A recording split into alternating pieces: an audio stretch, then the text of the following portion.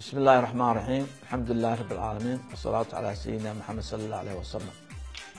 waxaan jeclahay halkan inaan ka muujiyo dhowr qodob oo xambaarsan muujinaya political programkeega oo manifestada aan doorashada ku gelin. waxbarashada maanta waxa weeye waxay noqonay class society laba mujtamac ka noqonay mujtamac faqiirina oo geeya iskuulada dawladdu gacanta ku haysa. waxaanu jecelahay inaanu kalaaska baabino mujtamaca kala go'an ee laba dabaqadood inaanu qof kasta reer Soomaaliland billahi kariim inaanu ambaahado meesha doonaa ku noolaaday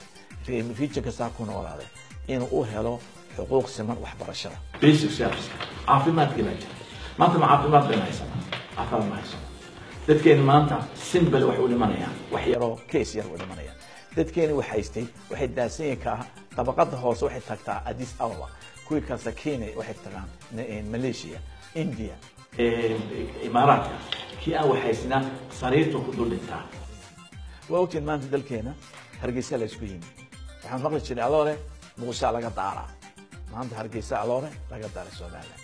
waxaan doonaynaa waan daadajinayna insha Allah taala waxaan doonaynaa in grassroots aan baaw ka siino dhaqaalaha iyo taladaba min gobol magaalo district ila tuulada oo ay ka timaado taladu xagga hoose ka timaado oo dusha timaado oo qofka tuulada jooga oo cod ku yeesho go'aanka dawladda dhexe ka soo baxay waxaan ku soo celinaa in degmo kastaba ay yeelato leesankeeda la baxda leesankan maanta baacmijariga ee loo soo doonanayo Hargeysa ee sidii baasaboorkan u doonan jirnay xamar iyo tiiba la joojinay maanta waa ogtihiin waxaan ku jirnaa go'doon dhaqaale oo siyaasadeed oo wax barasho dhinac kastaba waxaan doonaynaa anagu haddaan u cidnahay waxaan sameynay waxa la yiraahdo concept la yiraahdo two state solution road map aan sameynay 2019 haddii la yiraahdo inaan Soomaaliya kala baxnaa maanta waa ogtiin dalkeena siyaasad dhaqaale ma jirto dhaqaale kordhay ma jiro marka la eego adduunkii inaga saddex wadan oo ku jirnaa adduunka ugu faqirsan hoos baan u soconaa waan cuntada soo saarnaa maanta dabada la naga xiro barisino ima waayo waa baqteena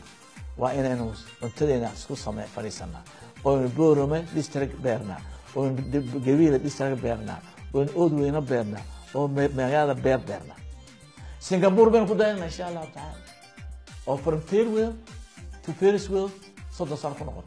waxaan doonayaa inaan noqdo Soomaaliya ka saarey challenge ee Medina doon insha Allah inflation-ka asiib darada maanta waa haystaa 1 milyan buu maraya $100 taas waxa ku tusaysaa askarigii 1 milyan qaadan jiray maanta $50 buu qaadanaya $50 wuxuu tarayaa askarigii wayna kala xadeynaa baab shari kii soo dejiyay holseelkii ayaa haddana tafaariqeynaya qof waxa beer income-ka ina soo gala ee Soomaaliya iyo Somaliland Soomaaliya 4 sano qof kastoo reer Somaliland sharciga hortiisa waa uu sameeyaa dhaqaalaha uu sameeyaa waxbarashada uu sameeyaa caafimaadka uu sameeyaa hayb soo aan baabin waxaan doonaynaa wax ka soo wado inaan diinta islaamka anagu marna ma bedelino wixii kitaabka Ilaahay iyo sunnada rasuulka sharci Ilaahay ku bedelinayno sharci binaadam bulshada reer Soomaaliland waxaa maanta aarsan kartiin taladu maanta gacanteeda ku jirta inaynu hore u socono oo aynu dawo helo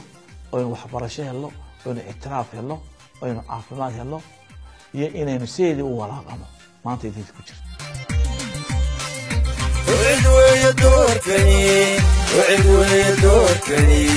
وعد ويدوركني